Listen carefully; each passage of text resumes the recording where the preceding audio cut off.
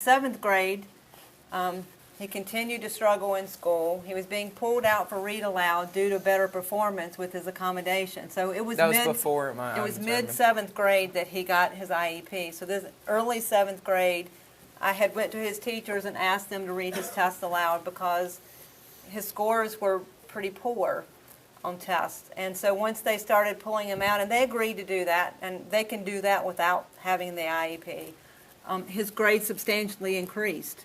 So we knew that there was a reading issue, which I knew there was a reading issue. We just didn't know what that reading issue was Yeah. called. So I finally, as he said, when I finally understood what an IEP was and what my rights were, I asked the school to test him, and it showed a significant reading and writing disability. And he also qualified as ADHD because the doctor had diagnosed him with ADHD.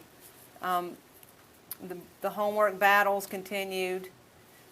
His strengths was he was in chorus and he really liked to sing, and he got second place in the bland music competition, which is I don't know if you're familiar with that, but it's a pretty high honor in that. And it was against high schoolers, and I was in seventh Yes, he was grade, competing so. against high schoolers, yes.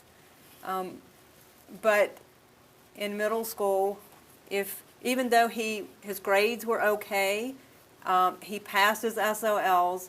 His math SOL wasn't high enough, so they wanted to put him on double block classes. He had to have different remediation, so they take your electives away. And so he wasn't allowed to stay in chorus. I wasn't allowed to do tech either for Yeah. 7th and 8th So grade. they made them do more of the things they were really bad at. So school was pretty sucky. There was nothing good about it. Till you got home and you got to play. They tell me now they've changed that in middle school, that they don't do that. So I don't believe them, but okay. his broad written language was at the 8th percentile. His spelling was at the 6th percentile. His writing was the 18th percentile, but yet he got a 490 on his reading SOL. I also had a really good reading teacher. Yes, you did.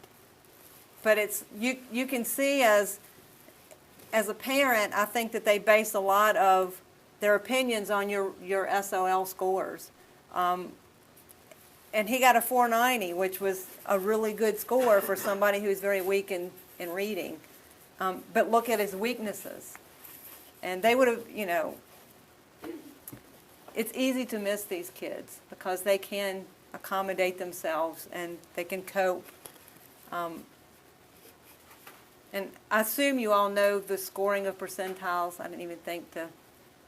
So if his spelling was at the 6th percentile, that means that 96% of kids his age read better than him. So he's almost at the bottom. This is 7th grade and nobody noticed it. Nobody referred him.